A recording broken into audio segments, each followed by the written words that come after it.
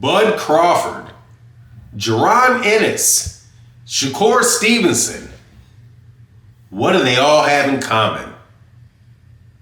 All tremendous fighters, all apparently with Turkey Al-Sheikh in Matchroom. All of them frozen out, and all of them have trash fights next.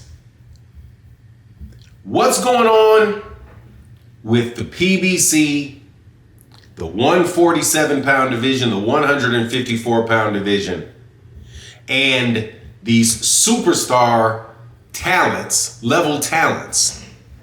Why are we where we are, and what's happening next? Let's talk about that in this video.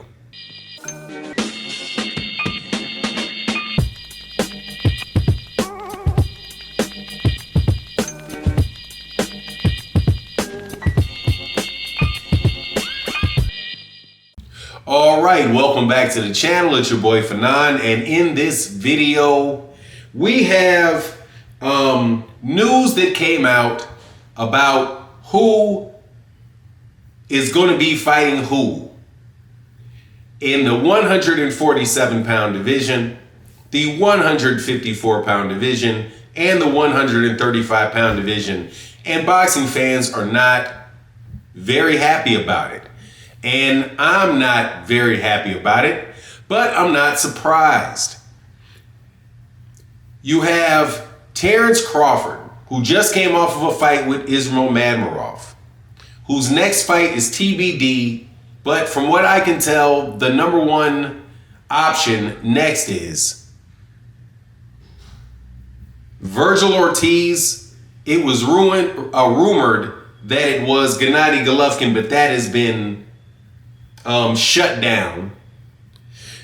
Jarron Ennis is being forced into a fight with Karen Kukadjian, somebody that just a minute ago, it seems, Jarron Ennis shut out. Karen Kukadjian snoozed out an entire stadium. It was a one-sided fight on the scorecards, and absolutely no reason to do it, but Eddie Hearn allows that fight to take place. Then you have Shakur Stevenson, who hooks up like Terence Crawford with Turkey Al-Sheikh, and his next fight is Joe Cordina. Nothing else to really say about that. Now, why is this happening? Because of the same quote-unquote invasion of American superstar talents that Matchroom, now Turkey Al-Sheikh, but both underneath the zone, have been trying to pull off for the last several years. However, one of the fundamental ways that boxing works is it's divided in weight classes, and it just so happens that those mega talents, all three of those mega talents, Shakur Stevenson, Jarron Ennis, and Terence Crawford, are in divisions that are heavily dominated by the PBC. In the lightweight division, it's clearly Gervonta Davis is the man, and that's enough to dominate that division because everybody wants to know who's fighting him. Then you have Jarron Ennis. Jarron Ennis is clearly the talent in that division.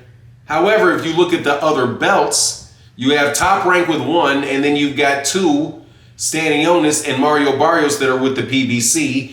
Mario Barrios is trying to fight Manny Pacquiao, another PBC fighter. Stanionis and these guys have never really made any move to fight with Jarron Ennis. And according to the article that was written, information that came out, that Eddie Hearn had made an offer to have a unification fight between Jarron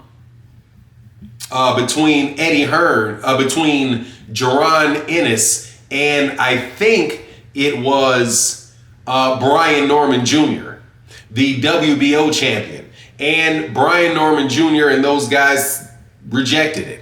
thought that it was not enough money, was not a serious offer, and the person that wrote the article said that they believe that Eddie Hearn just made the offer just to appease Jarron Ennis and his father Bozy Ennis, and their desire to get these fights done. But what winds up happening again? You've got the fight that takes place with Karen Kukadashian. Then we have Shakur. Shakur couldn't get a fight done with Zepeda. Who was he fighting? He becomes an undercard fighter on the Arthur Beterbiev-Dmitry Bivol card. Now, what does all of this stuff mean? It means that these major talents are all boxed in the weight divisions that they're in, so you can look forward to them fighting people that are not major competition for them for a while, is what you can expect. This is nothing different than what happened with Canelo when he went to Matchroom. It's nothing different than what has happened many times where you have fighters that go and sign that are not built by a particular promotional company. They get snatched up by the promotional company and they sit on the outside of the rest of the action because these guys are not willing. The people that have the division on lock are not willing to allow them to do matchmaking for their fighters. They have plans for their fighters that all go out several years, and they are going to execute those plans because those plans are what keeps them in business. So you're not going to see the forfeiture of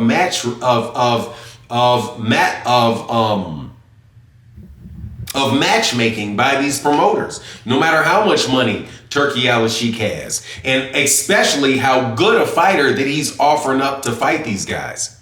So at the end of the day, it doesn't seem like this thing is going to be, or at least to date, is really making these big fights as it relates to American fighters. What we're having, now I'm not saying there's not good fights being made, and there's not a lot of good fighters that you get to see. They have done a very good job of corralling the international talent and making the international boxing talent visible to American boxing fans. However, if you look at the fights that they're making, they're not making an American versus American top level fights. And I don't think that you're going to see that in the future.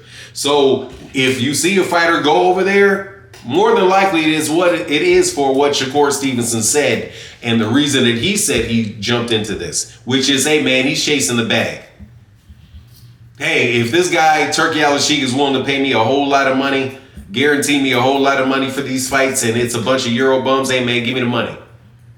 Better that than I sit around, wait, don't know if I'm gonna fight, all of that stuff over here looking for the big one-time payday.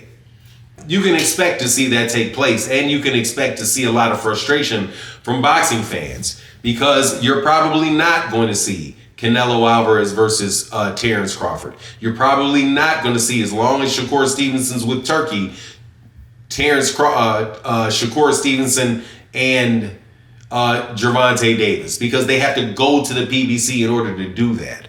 But anyway, that's my take on the matter. Please let me know what you think in the comment section. And with that, I'm out. Deuces.